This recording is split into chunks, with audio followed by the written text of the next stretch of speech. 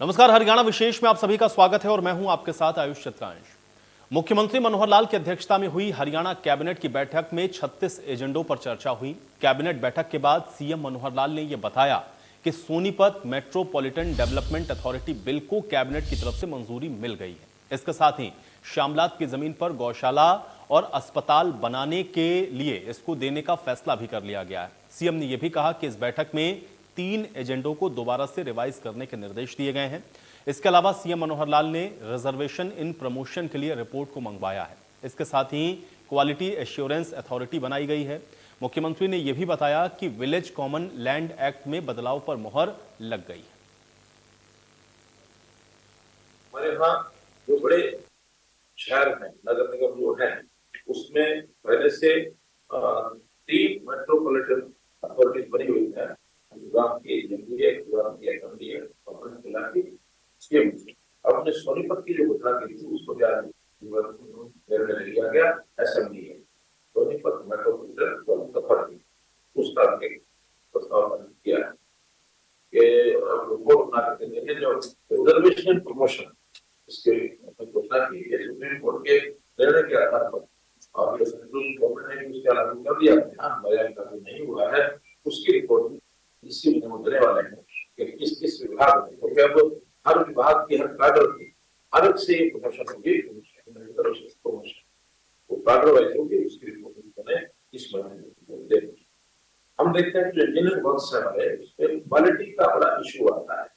इसके लिए quality assurance authority उसको विधिवत मंजूरी दी गई है कि क्वालिटी एश्योरेंस अथॉरिटी के माध्यम से उसका चेयरमैन होगा, होंगे और ठीक से क्वालिटी मेंटेन कैसे हो, इसके लिए कुछ नॉर्म बनाएंगे और थर्ड पार्टी का सहयोग भी दिया जा सकता है। अथॉरिटी के लोग खुद भी जाकर कर सकते हैं, डिपार्टमेंट को भी सक्षम दे सकते हैं कि ये चीजें आपने चेक करनी है ताकि उसका क्वालिटी वाइज चीजें हमारी प्रूव हो जाए। अलग से अथॉरिटी को बनी है उसका हुआ।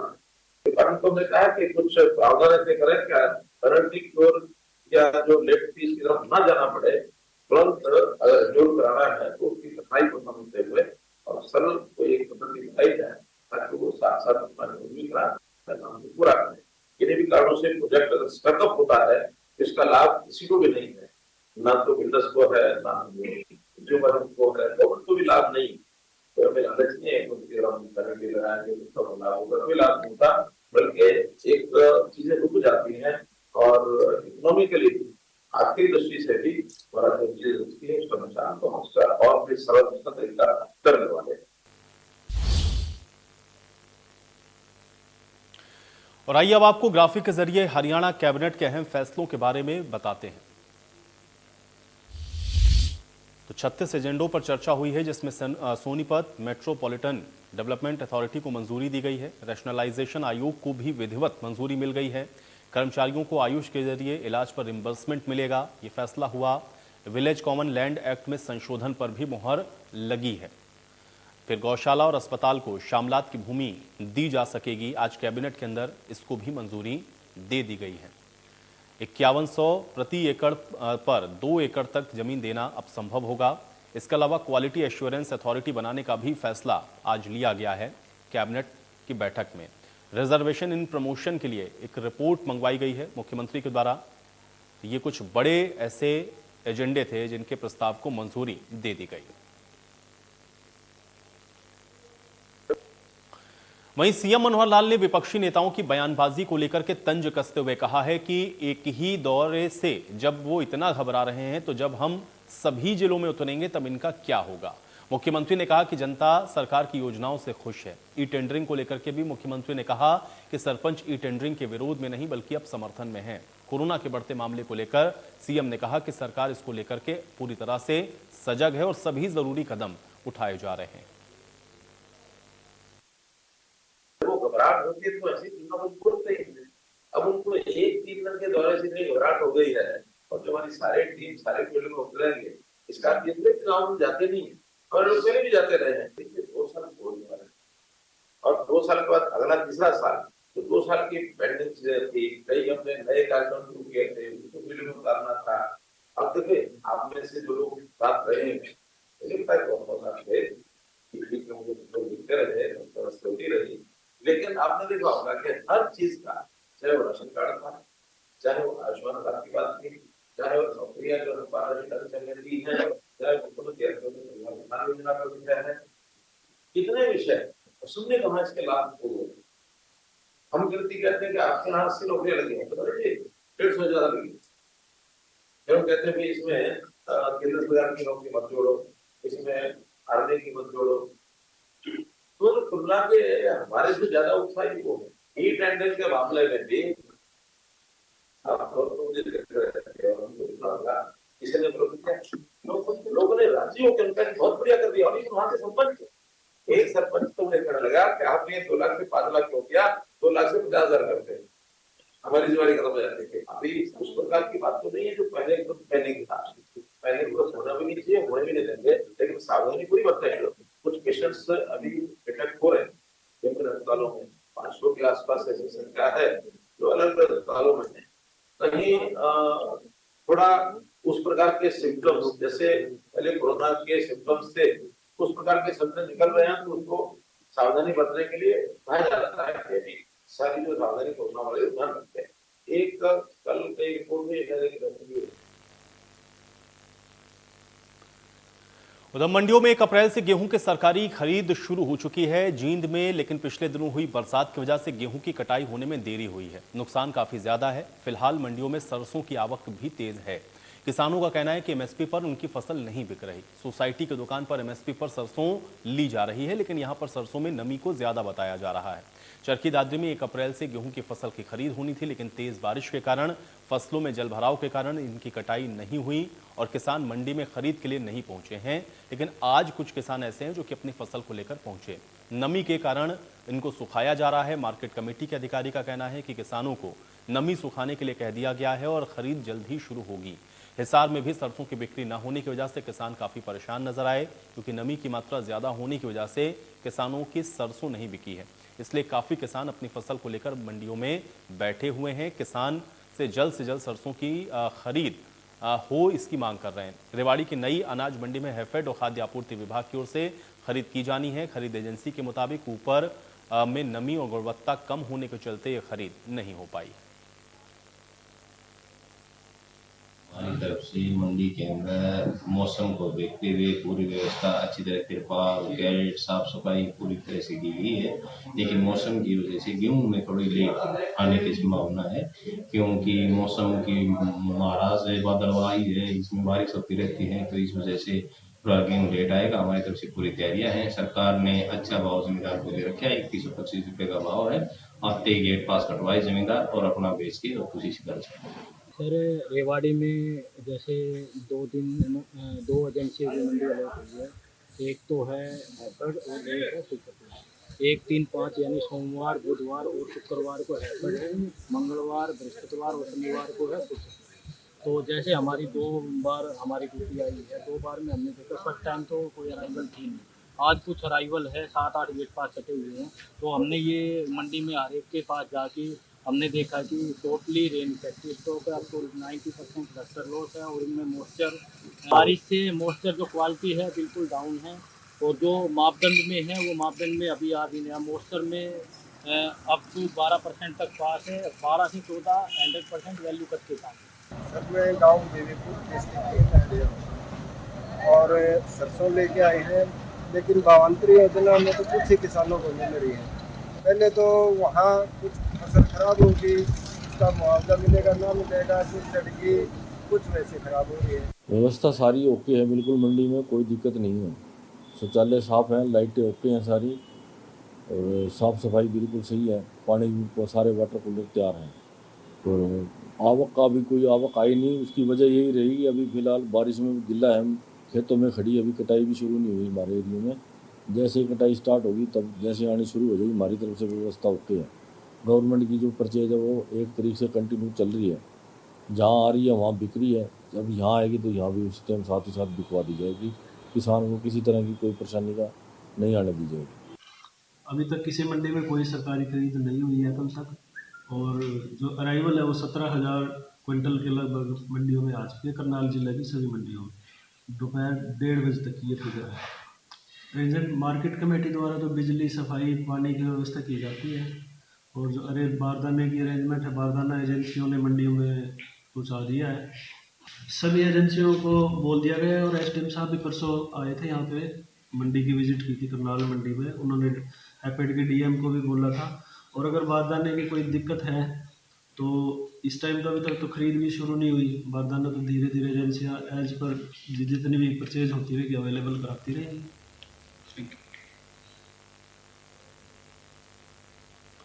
तो झज्जर की मंडी में गेहूं और सरसों की सरकारी खरीद शुरू हो चुकी है और अभी तक 2440 क्विंटल गेहूं की आवक हुई है।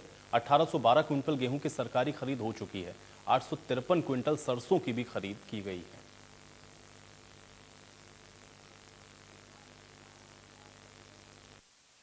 खरीदारी भी देर आए दुरुस्त आई। मंडियों में गेहूं की और सरसों की खरीद काफ़ी देर से शुरू हुई, लेकिन आपको बताना चाहूँगा कि देर से जैसे शुरू हुई है उसी प्रकार से मंडियों की व्यवस्था, अगर झज्जर की बात करें तो व्यवस्थाओं की बात करें, बड़े सुगम तरीके से किसान अपनी फसल लेके आ रहे हैं।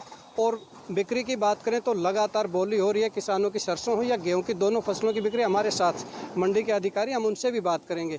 सर, मंडी में अब तक कितनी आवक आ चुकी है? गेहूं की बात करें, सरसों की बात करें। गेहूं की आवक 2400 क्विंटल आ चुकी है, जिसमें से 1812 क्विंटल की बिक्री हो चुकी है। और सरसों आई है 870 क्विंटल, उसमें 853 क्विंटल की बिक्री हो चुकी है, बोरियों में भर चुकी है और रोज़ाना बोली हो रही है। आज भी अब बोली स्टार्ट हो जाएगी। आज वेयर हाउस की खरीद है गेहूँ की और सरसों की खरीद आज है एफड की। तो एफड के कर्मचारी हमारे पास मिले हुए हैं, आ रहे हैं अभी। हम अभी बोली स्टार्ट करें और ख़रीदारी चालू हो। लगातार काफ़ी समय से मंडियां चालू होने की बात थी, लेकिन काफ़ी देर से मंडियां जैसे शुरू हुई हैं। व्यवस्थाओं की बात करें तो किसानों के लिए क्या क्या व्यवस्थाएं की गई? किसानों के लिए सभी व्यवस्थाएं, शुभ शौचालय है, 2 पानी की वो लगा रखी है हमने प्याऊ, जिसमें ठंडा कूलर का पानी मिलता है। अच्छी सफाई है, बिजली का बहुत बढ़िया प्रबंध है, कैमरे हैं सभी गेटों के ऊपर, शुभ शौचालय है जिसमें किसानों को किसी प्रकार की दिक्कत ना आए। मंडी बिल्कुल सुचारू रूप से चल रही है। देखिए, आपको बता दें कि अब तक 812 क्विंटल गेहूं की खरीद हो चुकी है और करीब 853 क्विंटल सरसों की खरीद हो चुकी है। मैं अपने साथी से कहूँगा कि एक बार मंडी के हालात भी दिखाएं। मंडी के अंदर सरसों, कुछ सरसों गीली है, कुछ गेहूं गीले हैं। ये किसानों ने अपने गेहूं और सरसों सुखा रखे हैं। जब इनकी नमी कम हो जाएगी, जो एक निर्धारित मात्रा है नमी की, आप पूरी मंडी में देखेंगे तो सरसों और गेहूं आपको फैला मिलेगा। जो निर्धारित मात्रा है गेहूं की और सरसों की नमी की, जब वो सूख जाएगी तो उसके बाद इनकी खरीदारी भी सुचारू रूप से हो जाएगी। जो भी किसान मंडी में आ रहे हैं उनकी फसल साथ के साथ सरकारी दामों पर बिकनी शुरू हो चुकी है। काफ़ी देर से हुई, लेकिन फिलहाल की बात करें तो गेहूं हो या सरसों हो, जो भी फसलें मंडी में आ रही हैं उनकी लगातार। तो कैथल के पूंडरी ब्लॉक में किसान यूनियन के बैनर तले खराब फसलों के मुआवजे की मांग को लेकर किसानों ने प्रदर्शन किया है। इस दौरान पत्रकारों से बात करते हुए भारतीय किसान यूनियन के नेताओं ने कहा कि बेमौसम बरसात और ओलावृष्टि से खेतों में खड़ी फसलों को भारी नुकसान हुआ है। ऐसे में सरकार स्पेशल गिरदावरी करवाकर किसानों को 50,000 रुपये प्रति एकड़ की दर से मुआवजा दे और ये मुआवजा 15 दिनों के भीतर किसानों के खातों में जाना चाहिए। इसके अलावा किसान नेताओं ने कहा कि अडानी के गोदाम में फसल बेचने के लिए किसान को मजबूर न किया जाए, किसान को अपनी मर्जी से मंडी में गेहूं की फसल को बेचने दिया जाए। किसानों ने पूंडरी अनाज मंडी एसोसिएशन के प्रधान को बुलाकर समर्थन देने की अपील भी की। बेमौसमी बारिश, ओलावृष्टि की वजह से जो किसानों की लगभग 70 से लेकर 80-90% तक फसलें बर्बाद हो चुकी हैं, उनको लेकर सरकार से मुआवजे की मांग भारतीय किसान यूनियन चढ़ूनी करती है कि किसान को तत्काल प्रभाव से 10 अप्रैल तक सरकार किसान को 40,000 रुपये प्रति एकड़ का मुआवजा देने का ऐलान करे। और जो सरकार ये किसानों को मेरी फसल मेरा ब्यौरा पोर्टल, ई क्षतिपूर्ति पोर्टल, इनमें उलझा रही है, उसको उलझाना बंद करे। और सरकार तो कह रही है कि पोर्टल खुले हुए हैं, लेकिन पोर्टल बंद पड़े हैं, जिसको लेकर किसान दर दर की ठोकरें खा रहे हैं। बहुत जल्दी गेहूं की खरीद शुरू हो रही है। सरकार ने अभी तक कोई प्रबंध नहीं किए हैं। पुंडरी, जो भी किसान पुंडरी अनाज मंडी में कणक लेकर आना चाहता है, किसी टाइम भी लेकर आ सकता है। हम उसके साथ हैं संघर्ष करने के लिए। और किसान बारिश के कारण बहुत परेशान है। सरकार जल्दी से जल्दी स्पेशल गिरदावरी कराकर किसानों को 40,000 प्रति एकड़ मुआवजा दे। अगर सरकार आनाकानी करती है तो हम सड़क पर आकर किसानों के साथ प्रदर्शन करेंगे। जय जवान जय किसान। तो प्रदेश में एक बार फिर से कोरोना अपने पांव पसारने लगा है। गुरुग्राम में भी लोगों की लापरवाही देखने को मिल रही है। गुरुग्राम में लगातार कोरोना के केस बढ़ते जा रहे हैं। गुरुग्राम के अंदर पॉजिटिव एक्टिव मरीजों की संख्या 439 तक पहुंच गई है। इसके बावजूद लोग अस्पतालों में बिना मास्क के नजर आ रहे हैं। रोहतक में पिछले 24 घंटे में कोरोना के 2 नए मामले हैं। इसमें प्रदेश में कोरोना के 4 और नए केस हो गए हैं। इसके बाद जिले के जिला उपायुक्त यशपाल यादव ने बताया है कि प्रदेश सरकार ने एडवाइजरी जारी करके निर्देश दे दिए हैं कि किसी भी कार्यक्रम में 100 से ज्यादा व्यक्ति अगर इकट्ठे होते हैं तो फिर वहां पे मास्क पहनना अनिवार्य है। उन्होंने लोगों से भी अपील की है कि कोरोना के सभी नियमों की पालना करें। जिला उपायुक्त ने चिंता जताते हुए कहा कि दिल्ली और गुरुग्राम में कोरोना के केस ज्यादा हैं और इस कारण रोहतक में भी केस बढ़ सकते हैं, क्योंकि रोहतक जिला दिल्ली के साथ लगता हुआ जिला है। इसमें हजारों की संख्या में लोग गुरुग्राम और दिल्ली डेली पैसेंजर्स हैं। अब भिवानी में भी कोरोना का कोई एक्टिव केस हालांकि नहीं है, लेकिन कोरोना को लेकर प्रशासन यहां पूरी तरह से तैयार है। भिवानी के अस्पताल में वार्ड नंबर 9 को आइसोलेशन वार्ड बना दिया गया है। लोगों से गाइडलाइंस की पालना करने की अपील की गई है। अनफॉर्चुनेटली कल एक 50 वर्षीय एक महिला थी और वो उनको पहले से कोई लंग्स की डिजीज थी, ब्रोंकियल एस्थमा से वो ग्रस्त थी, जिसके चलते वो 30 तारीख को पीजीआई एमआर चंडीगढ़ में भर्ती हुई थी और कल उनका वहां पे इलाज के दौरान देहांत हो गया। जी, हॉस्पिटल में भी हमने आइसोलेशन बेड्स बनाए हैं और अगर आईसीयू बेड्स हमने बनाए हैं। अगर जरूरत पड़ती है, वैसे तो ये माइल्ड जो अभी जो ये वेरिएंट है वो माइल्ड है, इसमें ज्यादातर लोग हॉस्पिटलाइज नहीं है, घरों में ही है, घरों में ठीक हो रहे हैं। और इनकेस अगर जरूरत पड़ती है तो हमने आइसोलेशन बेड्स की हमारे सीएचसी पीएचसी या जिस जिले का जो सरकारी अस्पताल है उसमें व्यवस्था की हुई है। भारत सरकार के द्वारा भी और हरियाणा सरकार ने भी एडवाइजरी जारी की हैं और ये कहा गया है जहां पर भी 100 से ज़्यादा लोगों की गैदरिंग हो तो वो विशेष तौर पर सावधानी बरतें, मास्क लगाएं। निश्चित तौर पर पिछले कुछ दिनों से इंसिडेंट्स बढ़े हैं और विशेष तौर पर दिल्ली में, गुड़गांव और जो हमारे बड़े शहर हैं उनके अंदर इंसिडेंट ज़्यादा है। लेकिन पहले भी ये पैटर्न पाया गया था कि राजधानी में, दिल्ली में केसेस आते थे, उसके बाद आसपास के ज़िलों के अंदर केसेस बढ़ते थे। तो वहाँ पर काफ़ी केसेस इस वक्त आ रहे हैं और उसका प्रभाव आने वाले टाइम पर हमारे ज़िले के ऊपर भी आएगा। तो सभी लोगों को ये एडवाइस किया गया है कि वो सब लोग इस बात का ख्याल रखें और जैसे जैसे ये केसेस ज़्यादा बढ़ते हैं लोगों को मास्क का प्रयोग और सोशल डिस्टेंसिंग आदि का दोबारा से पालन करना शुरू कर देना चाहिए। कोविड के केस लगातार बढ़ते आ रहे हैं, हरियाणा में बढ़ते आ रहे हैं, लेकिन भाग्य आपके सभी के सहयोग से भिवानी में अभी तक कोई भी एक्टिव केस नहीं है, जबकि हमारी 150 से लेकर 200-250 तक टेस्टिंग होती है। अब नई गाइडलाइन हमने अचीव प्राप्त हुई है, जिसके अनुसार कि जो भी पेशेंट खांसी जुकाम का सभी का हमने कोविड टेस्ट करवाना है। एक तो ये गाइडलाइन आई है। दूसरा, हमने कोविड अप्रोप्रिएट बिहेवियर अपनाना है। भीड़ भाड़ इलाके में ना जाएं, सोशल डिस्टेंस मेंटेन करके रखें, सैनिटाइज़र का प्रयोग करें और जो भी अगर खांसी जुकाम हो तो अपने आप को अलग रखें। और हमारी टेस्टिंग भी हमने बढ़ानी है, कम से कम 140 पर मिलियन की पॉपुलेशन के हिसाब से टेस्टिंग करनी है, वो हम ठीक कर रहे हैं। जो हमने कल आईएमए की और प्राइवेट एसोसिएशन के साथ मीटिंग करी है कि जहाँ पर भी 100 से ज़्यादा हो उसमें ये ध्यान रखें कि सोशल डिस्टेंस मेंटेन हो। और आइए अब आपको बताते हैं हरियाणा में कोरोना को लेकर के नई गाइडलाइंस क्या है। तो कोविड प्रोटोकॉल का पालन करना अब जरूरी है। कोविड को लेकर के ये नई गाइडलाइन इसको जारी कर दिया गया है। इसके अलावा भीड़ भाड़ वाली जगह पर मास्क पहनना अनिवार्य कर दिया गया है। 100 से ज़्यादा जहां पर लोग हैं वहां पर अब मास्क पहनना अनिवार्य है, ये नई गाइडलाइन के जरिए बताया गया है। इसके अलावा कोरोना की जो टेस्टिंग है उसको बढ़ाने पर भी जोर दिया गया है। बूस्टर डोज के लिए जागरूकता अभियान चलाया जाए, ये निर्देश भी स्वास्थ्य विभाग की तरफ से दिए गए हैं। 10 और 11 अप्रैल को कई जिले ऐसे हैं जहां पर मॉक ड्रिल की जाएगी। तो कोविड प्रोटोकॉल का पालन करना भी जरूरी है। फरीदाबाद में कोरोना के मामले लगातार रफ्तार पकड़ रहे हैं। 24 घंटे में 42 मामले सामने आए हैं। हेल्थ डिपार्टमेंट की तरफ से जहां लोगों को मास्क पहनने, सोशल डिस्टेंसिंग की पालना करने की अपील की जा रही है, वहीं खुद सरकारी अस्पताल में लापरवाही भी देखने को मिली है। सेक्टर 3 स्थित FRU सरकारी अस्पताल में गेट पर बिना मास्क पहने अस्पताल के अंदर प्रवेश वर्जित करने का नोटिस चस्पा है, लेकिन इलाज कराने आ रहे मरीज यहां बिना मास्क के पहुंच रहे हैं। कोरोना के मामले फरीदाबाद में एक बार फिर बढ़ने शुरू हो चुके हैं और रोजाना 40 के करीब मामले आ रहे हैं और ऐसे में हरियाणा सरकार और हेल्थ डिपार्टमेंट की तरफ से निर्देश जारी किए गए हैं कि तमाम जो खांसी जुकाम और बुखार वाले पेशेंट अगर OPD में आते हैं तो उनका कोरोना टेस्ट किया जाना है और इसके साथ साथ में हॉस्पिटल आने वाले लोगों को मास्क पहनना भी अनिवार्य है। हम FRU 2 में हैं। ये हॉस्पिटल में आप देखिए OPD विंग में बाह्य रोग विभाग है, ये यहाँ पहुँचे हैं और यहाँ कुछ लोग आप बाहर भी देखेंगे जो अपने इलाज के लिए यहाँ पहुँचे हैं, लेकिन कोई भी मास्क यहाँ नहीं लगा रहा है। आखिर क्यों नहीं लगा रहे हैं लोग मास्क, बात भी कोशिश करेंगे बात करने की।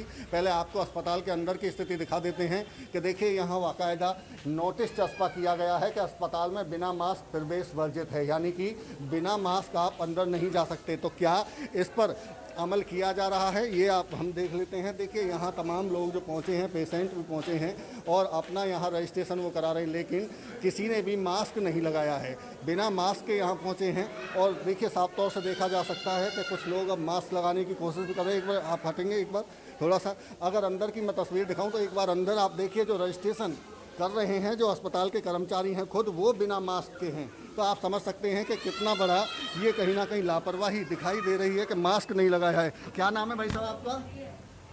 विजेंद्र सिंह। मास्क नहीं लगाया है आपने? अभी हटाया था। अभी हटाया है, बिल्कुल देखिए अभी हटाया है। हालांकि पिछले काफ़ी देर से मास्क इन्होंने नहीं लगाया था। और अगर मैं अंदर की तस्वीर आपको दिखाऊं तो ये तमाम जो मरीज यहाँ पहुँचे हैं अपना इलाज कराने के लिए, किसी के पास में कोई मास्क नहीं दिखाई दे रहा है।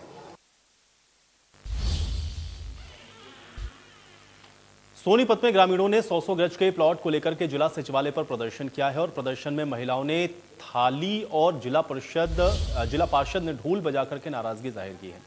बता दें कि महात्मा गांधी आवास योजना के तहत 2007 में गरीब परिवारों को 100 गज के प्लॉट आवंटित किए गए थे। जुआ गांव के ग्रामीणों का आरोप यह है कि अधिकारियों की मिलीभगत से उनके हितों पर डाका डाला गया। ग्रामीणों ने यह भी बताया कि जो 100 गज के प्लॉट आवंटित हुए उनकी रजिस्ट्रियां तक गायब कर दी गई हैं।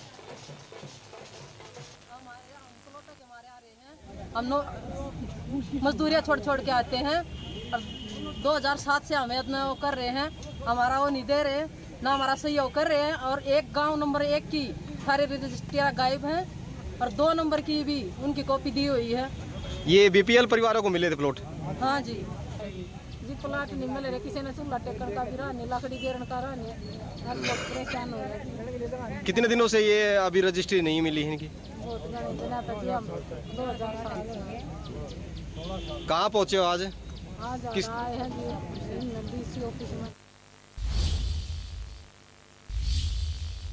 और चलिए इसी के साथ हरियाणा विशेष में मेरे साथ फिलहाल इतना ही।